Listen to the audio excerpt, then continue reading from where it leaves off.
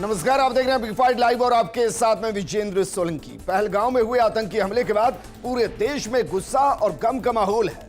इस घोर अमानवीय कृत्य ने सभी को गहरे शोक और दर्द में डुबो दिया। इस आतंकी हमले के बाद एक तरफ जहां प्रधानमंत्री नरेंद्र मोदी ने कैबिनेट कमेटी ऑन सिक्योरिटी की बैठक कर जिहादियों के खिलाफ एक्शन प्लान तैयार किया, तो दूसरी तरफ रॉबर्ट वाड्रा ने पहलगाम हमले पर ऐसा बयान दे दिया जिस पर विवाद गहरा गया है। गांधी परिवार के दामाद ने पहलगाम हमले को भारत के मुसलमानों से जोड़ दिया है। रॉबर्ट वाड्रा ने कहा कि देश में हिंदू मुस्लिम हो रहा है और इससे मुसलमान असहज महसूस कर रहा है और यही वजह है कि पहचान पूछकर आतंकवादी हत्याएं कर रहे हैं। हालांकि उन्होंने यह भी साफ कर दिया कि यह उनकी अपनी सोच है। आज बात इसी पर कि रॉबर्ट वाड्रा को देश के दुश्मनों से आखिर इतनी हमदर्दी क्यों, और क्या वो इस आतंकी घटना के बाद हिंदुस्तान का माहौल खराब करना चाहते हैं, हिंदुस्तान के भाईचारा को खराब करना चाहते हैं, और क्या वो खुद इस घटना में हिंदुस्तान के मुसलमानों को जोड़कर हिंदुस्तान के सामाजिक ताने बाने को बिखेरना चाहते हैं। किसके कहने पर यह सब किया जा रहा है, आज बात इसी। बोला कि शायद मुस्लिम नहीं है, उसने उसको गोली मार दी।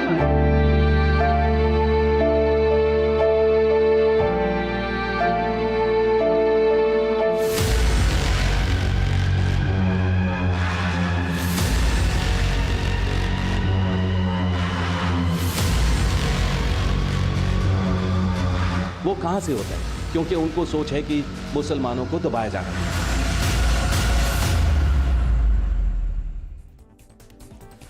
कुछ ऐसे नेता होते हैं जो सिर्फ भड़काने का काम करते हैं, जो सिर्फ मौके की तलाश में होते हैं कि किसी तरीके से हिंदुस्तान के अंदर दंगों को भड़काया जा सके।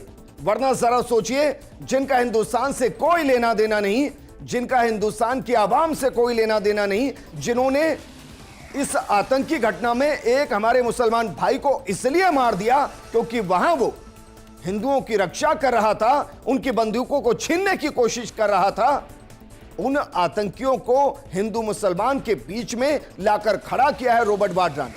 क्या यह सोची समझी साजिश है और क्या देश के अंदर के माहौल को बिगाड़ने की कोशिश है?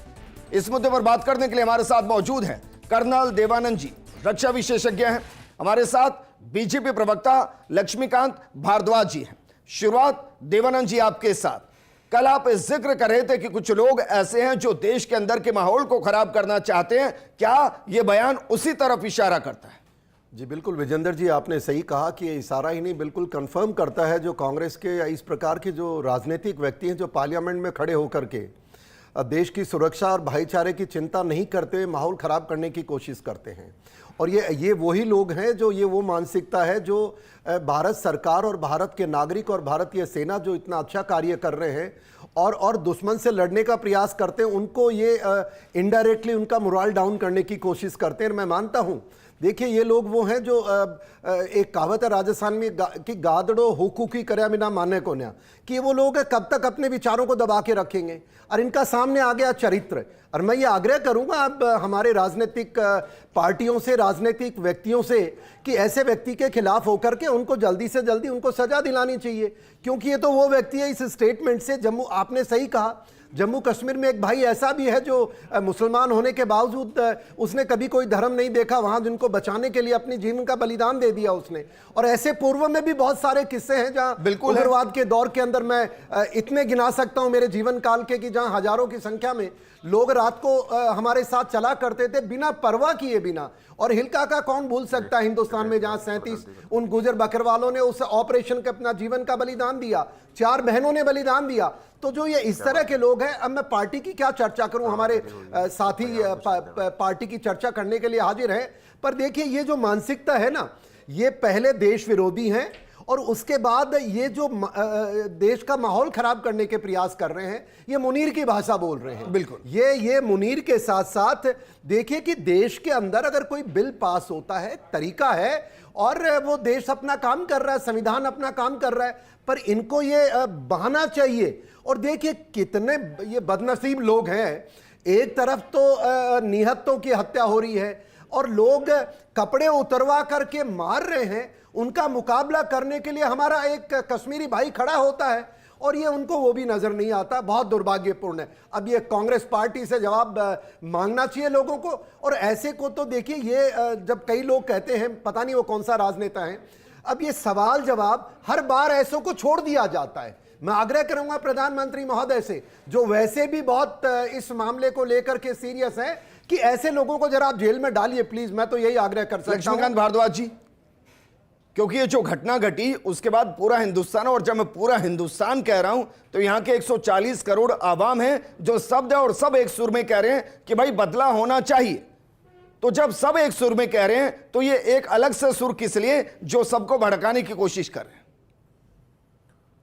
देखिए विजेंद्र, कल जो कायराना घटना कश्मीर में घटी है, मैं अपनी पार्टी की ओर से जिन परिजनों ने अपने निकट संबंधियों को उसमें गंवाया है, उनके परिवारों के प्रति पूर्ण संवेदना व्यक्त करता हूं और इस बात का विश्वास दिलाता हूं कि भारतीय जनता पार्टी का पूरा परिवार उन परिवारों के साथ खड़ा है। मैं इस घटना के बारे में बहुत विस्तृत जाऊं उससे पहले मैं, क्योंकि ये इतनी दुखद घटना है कि इस पर राजनीति नहीं करना चाहता, इसलिए केवल इतना ही कह सकता हूं कि जो व्यक्ति इस देश की भाषा को समझता है, इस देश की संस्कृति को समझता है और इस देश से प्यार करता है, उसके मन में कम से कम आज ये बयान नहीं आएगा जो रॉबर्ट वाड्रा जी ने दिया है। और जिस परिवार को इस देश ने इतने सालों तक सत्ता के शीर्ष पर बिठाया हो, इतने साल तक इस देश पर शासन करने का अवसर दिया हो, उस परिवार के दामाद, जिनका एक सदस्य देश का लीडर ऑफ अपोजिशन है, दूसरी सदस्य कांग्रेस पार्टी की महासचिव सांसद हैं और तीसरी सदस्य कांग्रेस पार्टी की पूर्व राष्ट्रीय अध्यक्ष हैं, अभी भी बहुत महत्वपूर्ण स्थिति में है।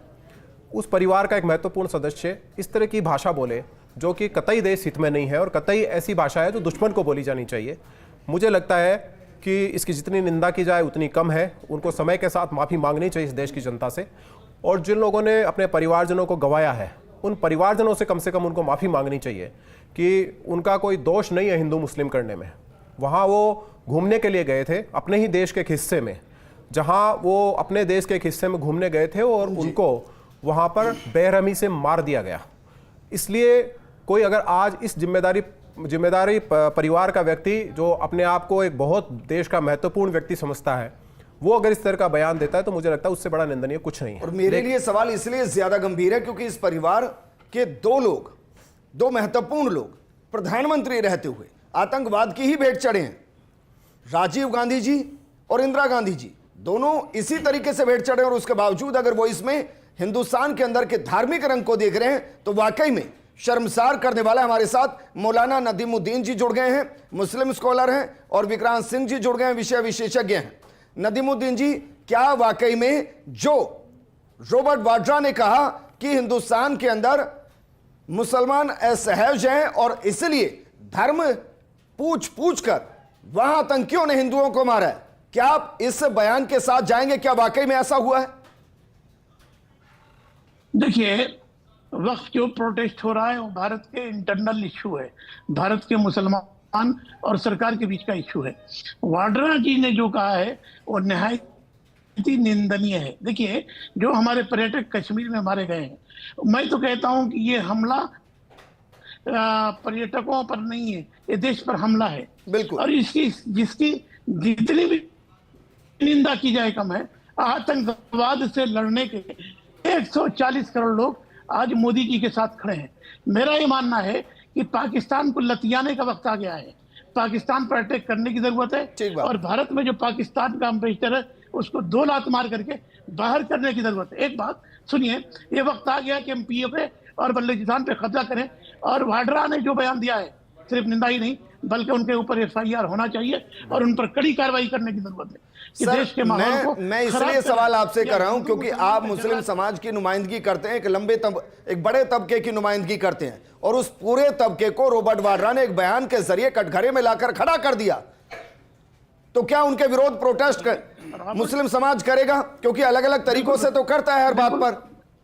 नहीं, देखिए बिल्कुल करेगा। देखिए, इसलिए जब पाकिस्तान से वार हुआ है तो भारत का मुसलमान ने वीर अब्दुल हमीद बन करके मुकाबला किया है। कारगिल का भी युद्ध में देखिए कितने मुसलमान शहीद हुए। मेरा मानना ये है कि वाड्रा का ये बयान बिल्कुल गलत वक्त पर ये बिल्कुल गलत बयान दिया गया है। देखिए, जबकि देश में आज गुस्सा है, पूरा 140 करोड़ लोग, देश उबल रहा है, पाकिस्तान के खिलाफ उबल रहा, आतंकवादियों के खिलाफ उबल रहा, ऐसे में उनको भारत सरकार के साथ नहीं 140 करोड़ जनता के साथ खड़े होने की जरूरत थी। उनका ये जो बयान है वो नहायत ही निंदनीय बयान है। बल्कि कांग्रेस के बड़े बड़े लीडरों को वाड्रा के बयान पर आकर के माफी मांगने की जरूरत है और वाड्रा खुद माफी मांगने की जरूरत है। उनका ये बयान, इससे मुसलमान अपने आप को अलग थलग करता है और वाड्रा के बयान की हम निंदा करते हैं। ठीक है सर, वापस मैं आपके पास आऊंगा। विक्रांत सिंह जी, इन्होंने सही बात कही नदमुद्दीन जी ने कि अब पाकिस्तान को लठियाने की जरूरत है। मैं कॉमन मैन के तौर पर कह रहा हूं कि भाई कब तक हम सब्र का बांध कर रखेंगे, कब तक हम कहेंगे कि हम बड़े हैं, कब तक हम कहेंगे कि हमारे अंदर सहनशीलता बहुत ज्यादा है। 26/11 होता है, हम कहते हैं चलिए कोई बात नहीं। संसद अटैक होता है, हम कहते हैं चलिए कोई बात नहीं।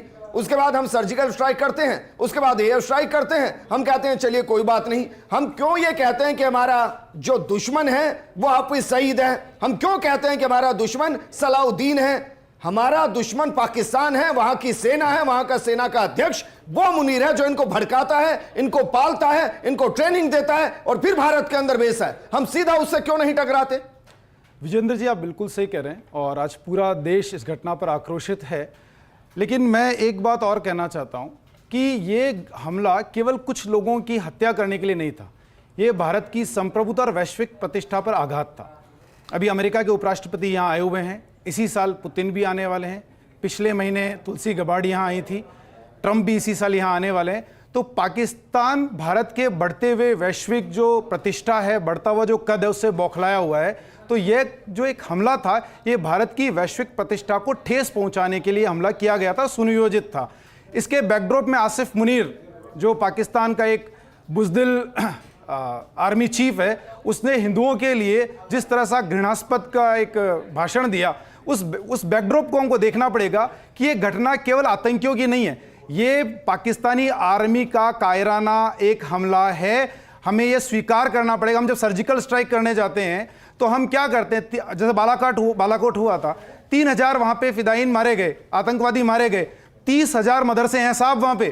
30,000 मदरसों में से उन्होंने सोच रखा अगर हर साल एक एक भी भेजेंगे तो 30,000 लोग वो तैयार है भेजने के लिए। क्या हम उस लड़ाई से लड़ने के लिए हम तैयार हैं? ऐसी सर्जिकल स्ट्राइक केवल उन कुछ चुनिंदा आतंकियों को मारेगी। हमें समझना पड़ेगा हमारी लड़ाई आतंकियों से नहीं है, उनकी जड़ पाकिस्तानी आर्मी है। जब तक पाकिस्तानी आर्मी की बैकबोन को तोड़ा नहीं जाएगा, जब तक आसिफ मुनीर जैसों का सर काट करके यहां लाया नहीं जाएगा, तब तक इस जंग के अंदर हम निर्णायक बढ़त नहीं ले सकते हैं। एक और चीज, सरकार अपने स्तर पर काम कर रही है।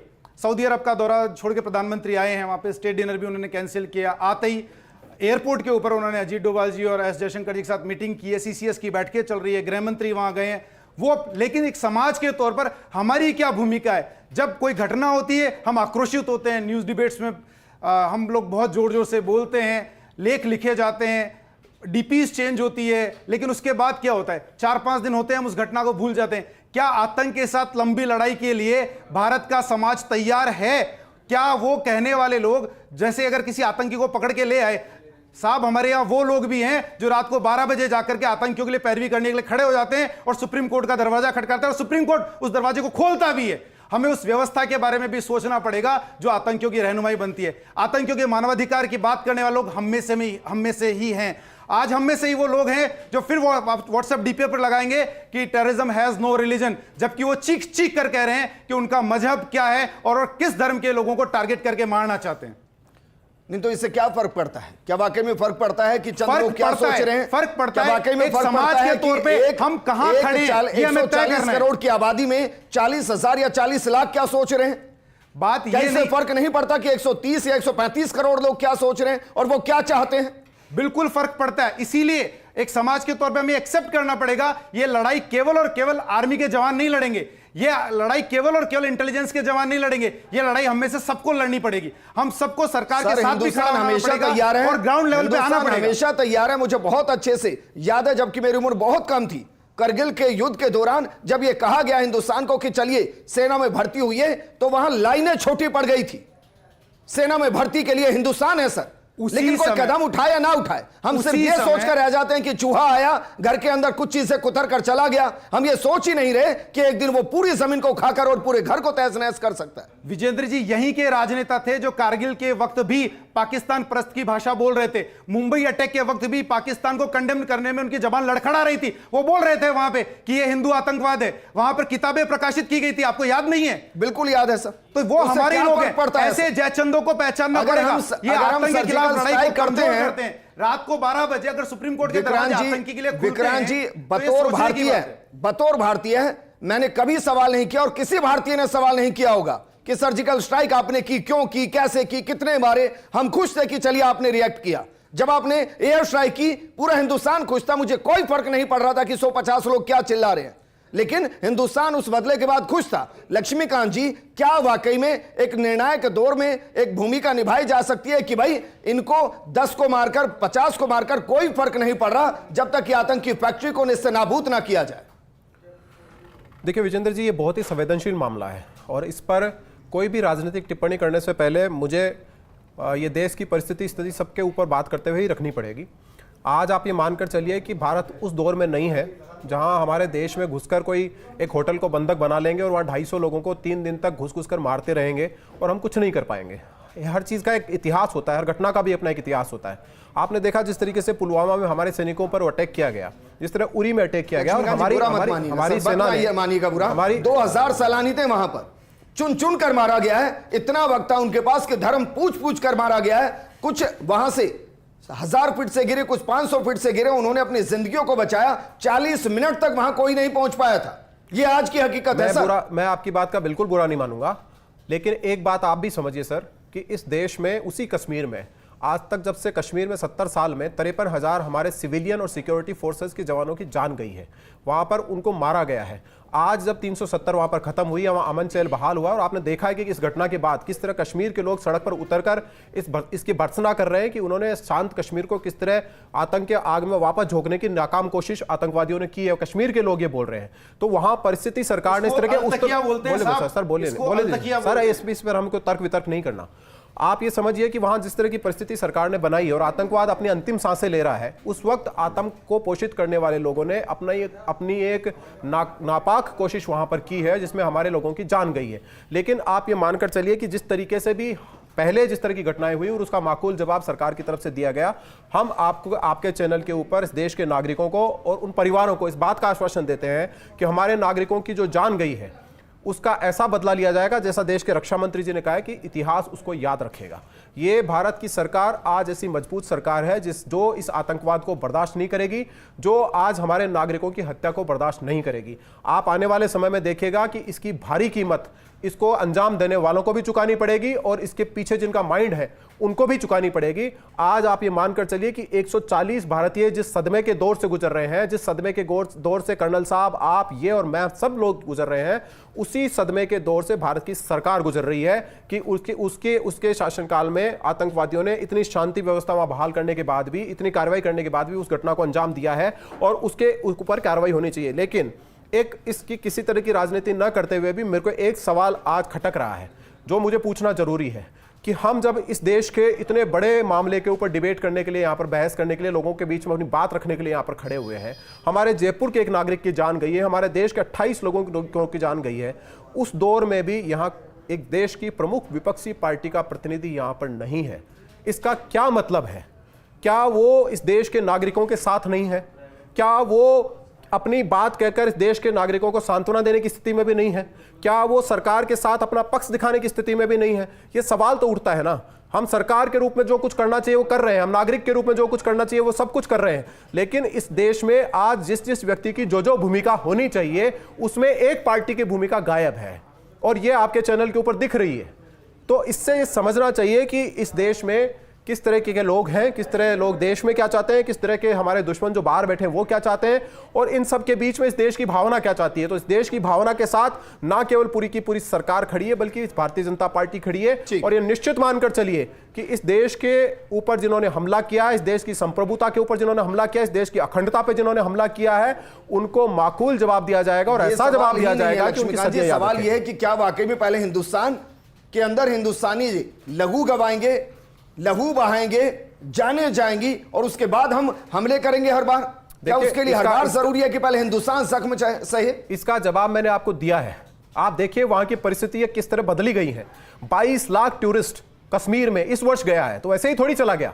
आप अगर आज से 10 वर्ष पहले की बात करें कर्नल साहब को याद होगा, आज से 10 साल पहले क्या लाखों की संख्या में टूरिस्ट कश्मीर जा पाता था?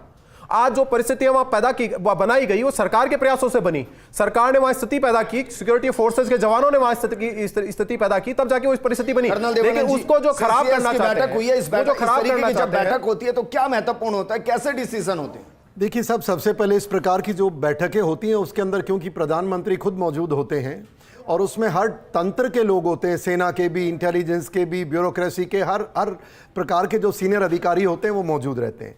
पर देखिए जो ये बैठक की जा रही है उसमें मैं प्रधानमंत्री महोदय का आभार व्यक्त करना चाहूँगा कि जिस प्रकार से रैपिडली उन्होंने एक्शन लेते हुए सबको एक्टिवेट किया है, ये हमारे लिए शुभ संकेत और देश को अच्छा लग रहा है।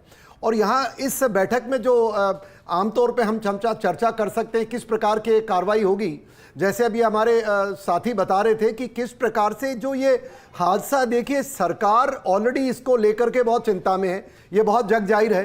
पर सबसे बड़ी बात है देखिए कि हमें सरकार के साथ, अब दुर्भाग्य है कि जिन लोगों को यहाँ साथ होना चाहिए आज जवाब देने के लिए नहीं है, पर मैं ये मानता हूँ क्योंकि जिस प्रकार के पॉलिटिकल स्टेटमेंट दे रहे हैं और बड़ी बड़ी बातें कर रहे हैं, उनको छोड़ करके आज जो कमेटी है उसके अंदर से बिल्कुल एक चीज़ क्लियर है, मैं जितना समझ पाया मौजूदा पिछले हमारी जो मौजूदा सरकार है मोदी जी के नेतृत्व में, वो टेररिज्म के ऊपर जीरो टॉलरेंस। पर दुर्भाग्य है कि आज ये टेररिज्म नहीं बचा है, अब ये जिहाद बच चुका है और जिस प्रकार से इसको जवाब देना है, मैं मानता हूं पूरा देश एक साथ है। और जो एक सबसे इंपॉर्टेंट बात है, समय और स्थान और समय, ये दोनों, ये सेना और सुरक्षा बलों का डोमेन है और ये मोदी जी पहले भी कह चुके हैं। तो पब्लिक अगर जानना चाहती हमला नहीं हुआ, क्या हुआ, मैं मानता हूं थोड़ा इंतजार करें और हमें भरोसा है। देखिए जिस प्रकार से भारतीय सेना, ये वही है साहब जो आज से थोड़े समय पहले तक हर दिन आए दिन गड़बड़ होती थी, आए दिन पत्थरबाजी, तो बहुत सुधार है। पर ये दुर्भाग्य है, अब ये इसके अंदर सचेत दो बात करनी पड़ेगी। मेरा आग्रह कर सकता हूं, ऑलरेडी वहां विद्वान बैठे हैं जो इन बातों पर चर्चा कर रहे होंगे। पहला यह है कि एक टेररिस्ट जो 4 आए, उनको मारने से मामला खत्म नहीं, उनको तो सेना 1-2 दिन में चिपका देगी। पर जो सबसे बड़ी बात है, उनके जो आका हैं वो आईएसआई है नंबर 1, नंबर 2 पाकिस्तान सेना है। जिस प्रकार से पहले एक आदमी के बदले हम एक आदमी का सर लाते थे और उन्होंने कुछ मारे, हमारे पुलवामा में हादसा किया, हमने उनके टेररिस्ट कैंप को बर्बाद किया। अब समय आ गया है इनको छोड़ करके इनको सेना पे छोड़ दो आप। बड़े स्तर के ऊपर अब क्या है, वो मुनीर को टारगेट करना पड़ेगा, कह करके पहले इन्वेस्टिगेशन में आ जाए कि मुनीर ने कोऑर्डिनेट किया है। दूसरी तरफ आईएसआई, इसका भी जिक्र कर देता हूं भाई, आज तो सब कुछ खुलकर सामने आ रहा है विक्रांत जी। अभी ये सारी इंफॉर्मेशन है सर कि भाई 5 फरवरी बाकायदा वहां एक दिन मनाया जाता है कि कश्मीर को कैसे आजाद किया जाए। उसके अलावा 19 अप्रैल को हमास वहां मौजूद था, हमास के लोग वहां मौजूद थे, उन्होंने बाकायदा हमास, अलकायदा, जैश ए मोहम्मद और लश्कर-ए-तैयबा, इनकी मीटिंग हुई है, पाकिस्तानी सेना ने प्रोटेक्ट किया है, आईएसआई वहां मौजूद थी। क्या ये प्रमाण हिंदुस्तान के अंदर जो इंटेलिजेंस होंगे नहीं होंगे? यकीनन होंगे, फिर कैसे रह गई चीजें? बिल्कुल विजेंद्र जी, ये हमला बहुत सुनियोजित है, बहुत अच्छे तरीके से किया गया है। और जैसे ही हमला किया गया है, खबर ये भी आ रही है कि पीओके में सारे आतंकी कैंप खाली करवा दिए गए हैं। अब अगर हम सर्जिकल स्ट्राइक करने भी जाएंगे और एक आध कैंप को हम अगर उड़ा भी देते हैं तो उससे ये लड़ाई समाप्त नहीं समझी जानी चाहिए, नहीं तो वीडियो गेम की तरह चलता रहेगा। एक टेररिस्ट अटैक हुआ, हमने फिर कोई स्ट्राइक किए, ऐसा ये देश अब नहीं चाहता है। We need a permanent solution of the problem. हमें सोचना पड़ेगा वो कौन सी विचारधारा है जो लोगों को इस तरह से रेडिकलाइज करती है, उसे पॉइंट आउट करना पड़ेगा, हमें कंडेम करना पड़ेगा। उनके सिंपैथाइजर जो इजराइल ने हमास के साथ किया, हमास की वजह से फिलिस्तीन में हुआ, क्या वो लश्कर-ए-तैयबा, अलकायदा और विजेंद्र जी, अगर इजराइल की तरह पाकिस्तान के साथ कर सकता है, अगर इजराइल की तरह हम पाकिस्तान पर अटैक करते हैं तो यहां पर हमारे ही सिंपैथाइजर संसद के अंदर बैग लेके पहुंच जाएंगे, संसद में बैग लेके पहुंच जाएंगे कि ये विक्टिम कौन है, हमास को विक्टिम दिखा रहे हैं। क्या फर्क पड़ गया? हमारी भारत की पार्लियामेंट के राजनेता वहां संसद में बैग लेके जाते हैं और बताते हैं कि इजराइल इज द ऑफेंडर और हमास इज द विक्टिम, तो वही लोग कल पाकिस्तान के साथ खड़े हो जाएंगे और विक्टिम का कार्ड खेलेंगे वहां पे।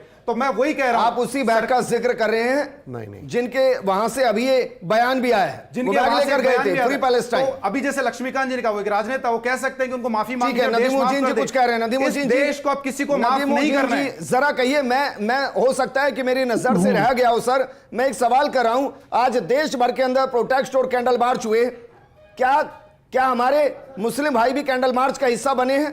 उन्होंने प्रोटेस्ट किया है कि भाई नहीं सहेंगे, बिल्कुल नहीं सहेंगे। और रॉबर्ट वाड्रा ने जो किया, अगर उसके खिलाफ कार्रवाई कांग्रेस ने नहीं की तो हम कांग्रेस के खिलाफ पल्ला बोलेंगे, हमें बदनाम किया जा रहा है। देखिए सुनिए, हैदराबाद और तेलंगाना के कई डिस्ट्रिक्टों में प्रोटेस्ट हुआ है, समझे, प्रोटेस्ट हुआ है, जो हमारे टूरिस्ट मारे गए प्रोटेस्ट हुआ है। मगर मैं एक बात अलग कहता हूँ, देखिए सुनिए, आतंकवादियों को तो आज न कल हमारी फोर्स मार देगी। बिल्कुल। जब तक आप पाकिस्तान के फौज की कमर नहीं तोड़ेंगे, पाकिस्तान की फौज को आप बुरी तरह से सबक नहीं सिखाएंगे, जब तक ये आतंकवादी आते रहेंगे और हम निंदा करते रहेंगे। उरी पर हमने निंदा किया, पुलवामा पर निंदा किया, हजारों लोग मारे गए, निंदा। अब निंदा करने की जरूरत नहीं है, पाकिस्तान की फौज को बुरी तरह ठोकने की जरूरत है।